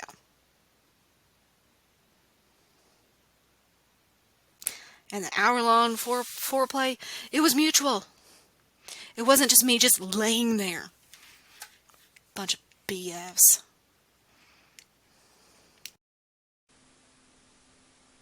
I'd hope that it would give me more respect Well, you outside of the bedroom. purposely didn't give me the pleasure you could have in years past, and you recently turned it up because you thought you could get something in return.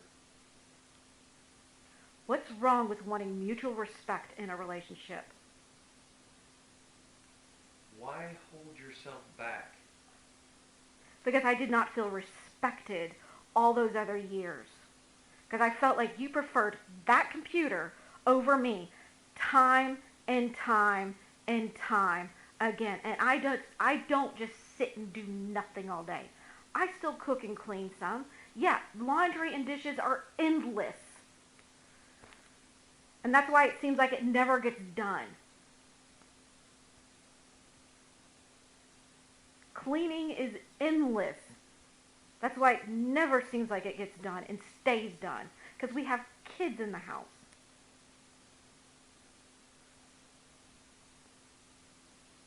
You say because we have kids in the house, but 95% of the trash on the table is yours. No, some of it's Michaela's too. That's why I got tubs and labeled them. Michaela, Asher, family. Not all of it is mine. I didn't say all of it. I said 95%. You said, no, some of it's Michaela's. Okay. That would be the 5%? No, sometimes it's 50% Michaela's, not 95%.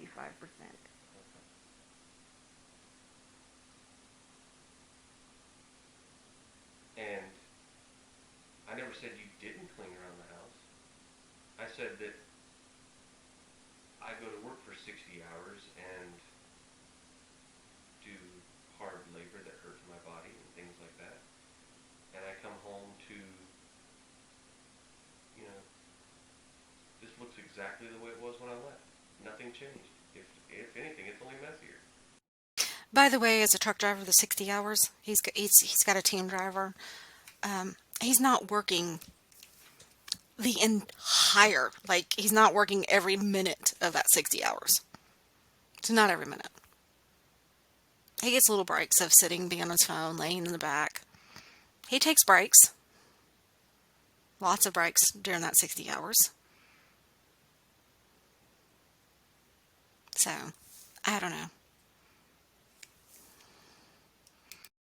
Because I'm flowing of a stream with living in a house with people. It's not going to be So I'm at pristine work. clean all the time. Here's what I'm saying. I didn't say pristine clean. I said it's just as messy, if not worse, than when I left. I go to work and I'm at work for 12, 20 hours. Worked hard, come home, and nobody did fuck all around here. That's why we need joint parenting and work on our parenting to help our children go into adulthood. Why joint parenting? I'm saying you didn't do shit around the house. How does that have to do with joint parenting? You're changing the subject again.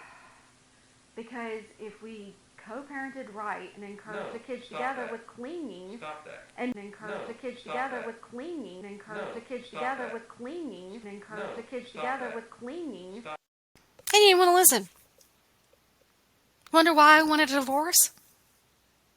He didn't even want to co-parent when we were still fucking married.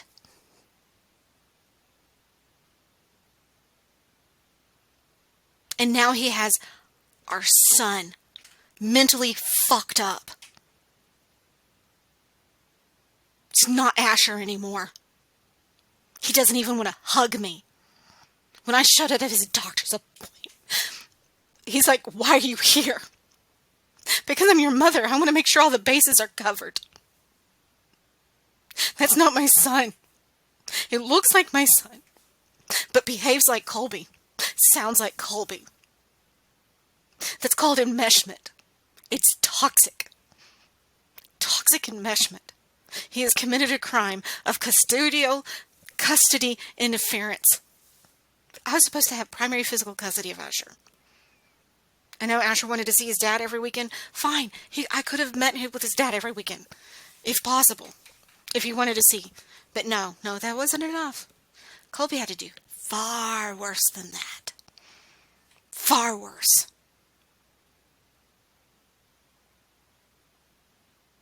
Because it's in our American, I don't know if the Constitution or amendments or whatever, that says that we're supposed to have our parental right to raise our children and not have that interference. Obviously, Colby thinks he can erase me. And Asher doesn't even want to see me on Mother's Day. I'm trying to ask.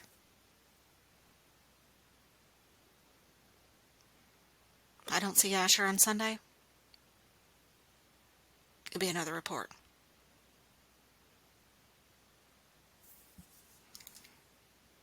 Stop that. And not leaving it all on I'm calling you out for me. not doing shit around the house. Because they want to do and what then getting you angry do. at me. Because they just want to be on the PCs like you when you're home, which is fine for when you're No, home. I'm But talking they about need you to didn't do understand. shit all around the house. I do full-time schooling too. Okay, you recently started that. You recently started that. You recently started that. I beat in mind that I was just really trying to start doing full-time school because I really wanted to get this done. So I can start working and paying off the debt. And wanted his help as a co-parent. He couldn't even give me that. And his mockery about me doing full-time school. Hey, you don't want to be a team. Okay. I'm talking about years and years and years where I go to work, come home, and there's just mess all over the house. Okay? And I'm supposed to, do 50% of the work around the house when you didn't do shit all day? No, just help cheer on the kids. Just So I put in the bracket. I fixed the dryer exhaust under the house. I insulated the hot water pipes under the house. I cleaned out the trash bin. I replaced, and that's like spraying it down with bleach and rinsing out because sometimes the trash bin outside gets stinky. I replaced the weather strip on the garage door. I deep clean once a month everywhere. I make sure the trash doesn't pile up in his room or our children's room. They do that. They just let it pile up in their rooms. Then complain when I grab their trash like it's an insult against them. So when I go to their room to grab trash from their rooms, they treat it like an insult. because I just got tired of asking. And so I cleaned the garage when he was too tired to do it. I got the children to mow the grass, and a couple times I did it. Mowing the grass, that is. I cleaned the outside of the house with the bleach spray attached to the hose. I replaced the flying squirrel traps when some were caught. I even deep cleaned clogged sink drains from his built-up beard shavings and loogies. I did deep clean the fridge and microwave. I can go on and on about all the things I have done. And he's telling me I've done nothing. That I've done nothing. I cook. I clean. I rarely ate out.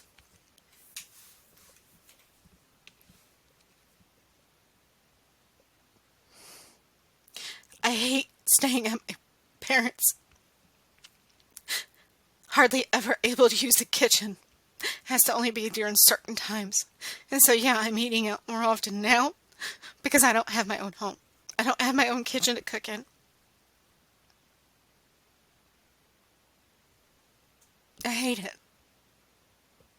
It is so unhealthy for me, eating out. I swell up, I hurt. There's so much crap and junk in food that's eating out from eating out. But my mom bitches and complains about the stuff that I have in the fridge. But yet she wants me to cook. It's a lose-lose situation with my mom.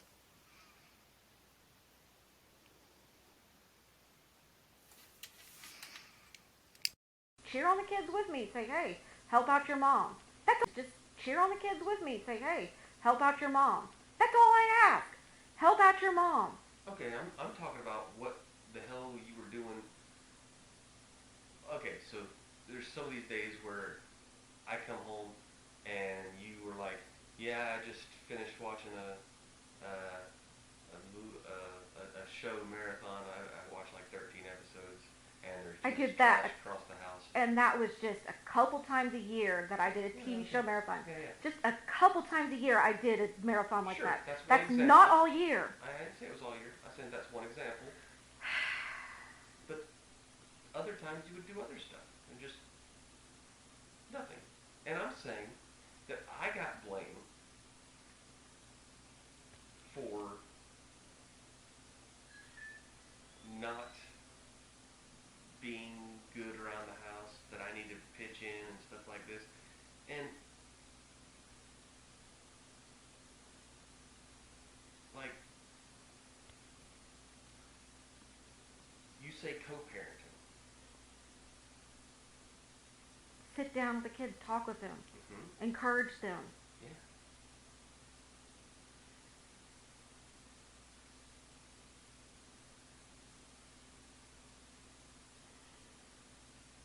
That you want me to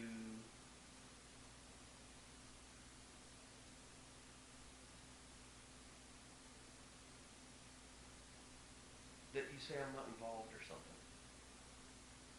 And you admit that you're the only one around at certain times when they need to go to bed, get up in the morning, and things like that, because I'm responsible enough that I go to bed when I need to get up in the morning to go to work at 2 o'clock in the morning, that I can't be up and around to tuck them in, if you want to call it that, when they're going to bed at 9 or 10, because I have to get up, in the middle of the night. So we admit that I can't be around for that, right? Right. So I've wondered for years when you say that I'm not pitching in and I'm not doing my part, I don't know what else you want me to do. Just on the weekends, on the days you've been home for a couple days in a row. Yeah, I do that. I put in the bracket, no, he prefers his PC. He'd take time for the kids once a month. When the kids did spend time with him, it was about video games he primarily enjoyed or funny videos. Not much for encouraging them to help them prepare for adulthood. Sure, 3 times a year he brought them outside to do yard work, and they complain about it because it wasn't consistent. Their dad encouraging growth and responsibilities, that is, not consistent. Colby is absolutely lazy compared to my dad. When I grew up, my dad did not sit around anywhere near as much as Colby has done. I did not expect him to work himself to death either. I don't demand him to do things like my mom does. My dad enjoys doing. My dad sat around less than half the time of Colby. My dad worked his ass off. He never told my mom she was lazy with raising 4 children. He encouraged me and my siblings to help our mom and respect her. Colby, on the other hand, shit talks me, calling me lazy and crazy around the children. I have high respect for my dad.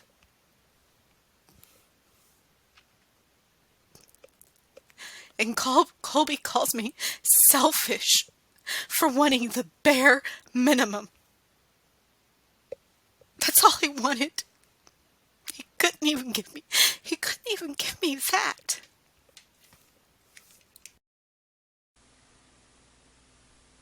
I understand.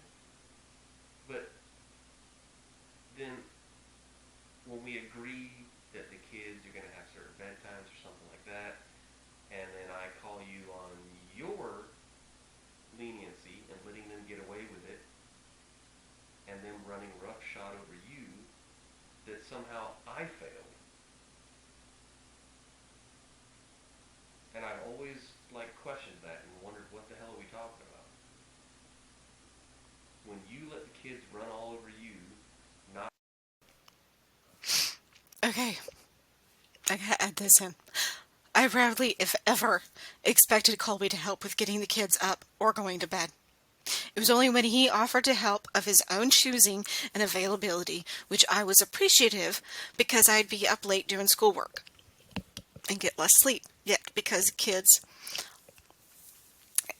the kids off to school, then nap because of that lack of sleep from turning in an assignment right before it is due at 1 a.m. in the morning. following the rules, that, you know, they don't have any respect for you. Because I didn't have you backing me up. They don't have any respect for you. Because I didn't have you backing me up. They don't have any respect for you. Because I didn't have you backing me up. They don't have any respect for you. Because I didn't have you backing me up. They don't have any respect for you. Because I didn't have you backing me up. Okay, go on. I want to know what the end of that sentence is.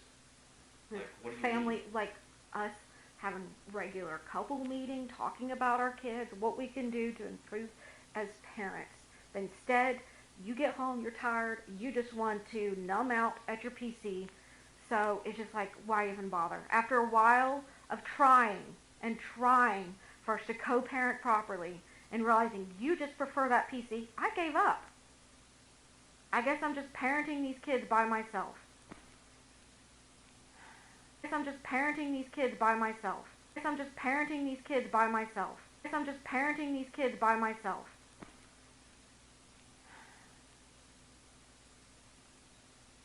Did you ignore completely what I said? Yeah, you're shitting on me for slacking as a parent, even though you weren't really standing by my side with the parenting. Even though I know you work, we can still do things on the days that you're off. It just takes a simple 1 hour sit down and talk once a week. What is 1 hour and an entire week of hours and hours and hours of your PC watching and video gaming? 1 hour with your wife and 1 hour with the family and children to sit and talk about these things and setting up a routine.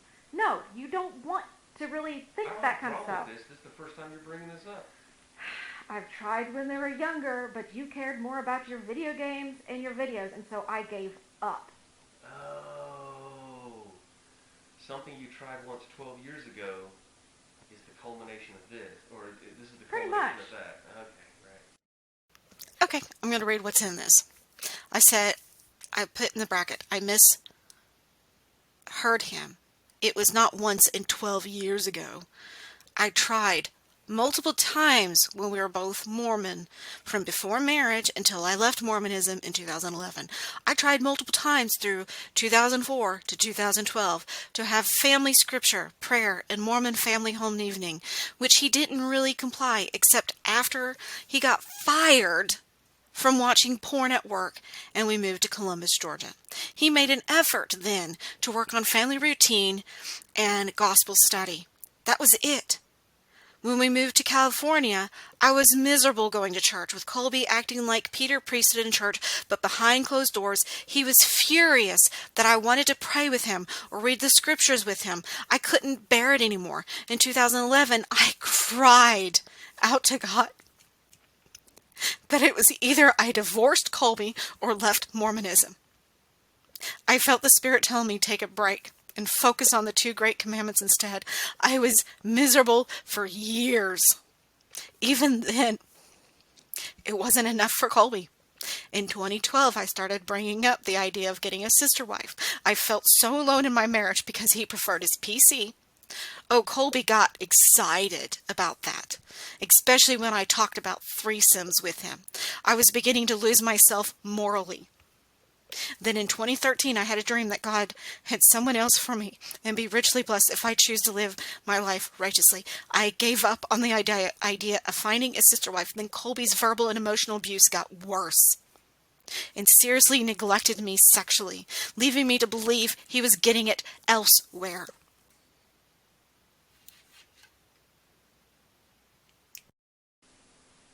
Something once you tried once 12 years ago. Okay. Not once. Gotcha.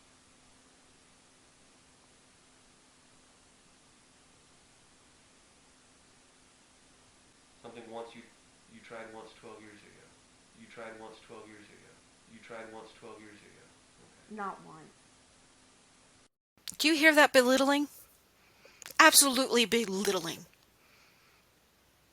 I get compliments from Asher's teachers about how good he is in school and how proper he is and nice and polite and all and caring. Now he doesn't even give a shit about me. Now that he's living with his dad.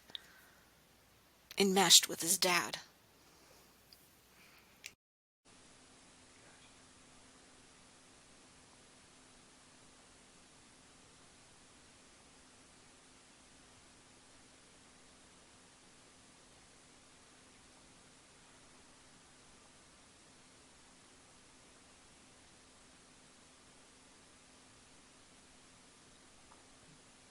And yeah, if I didn't have body issues, I would do more than just replacing the weather strips to the garage and sweeping and cleaning in there when I'm physically able to, or adding insulation to the hot water pipes underneath the crawl space, or filling up the holes so rodents can't get in from down in the crawl space, or trying to call for necessary maintenance for the house. Or making sure when the kids are sick that they're getting seen at the doctor and getting on antibiotics for when they're sick, which and I wait a few days. I respect the fact that you said, wait, don't just rush them to the doctors. So I don't rush them to the doctor. I wait a few days, and then I take them if it's still feeling crap. And it's just being shit on as if I do nothing.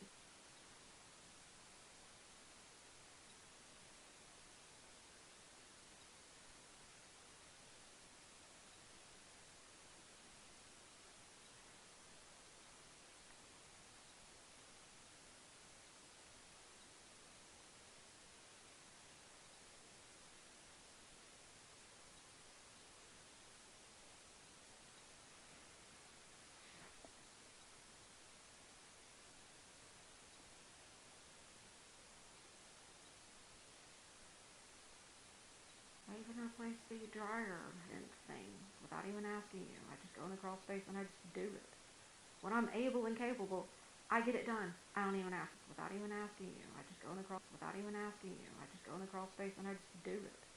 When I'm able and capable, I get it done. I don't even ask you. I don't even want to turn out like my mom, begging, not begging, just telling you all these little things that to get done. I just do it.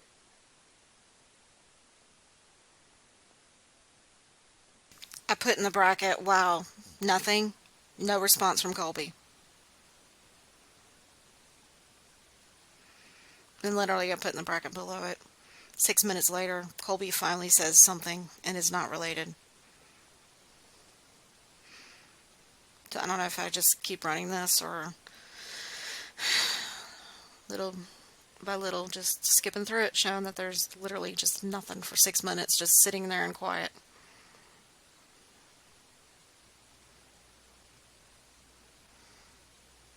Paying AI to do this, it was actually quite handy. Saved a lot of time paying AI $5 an hour.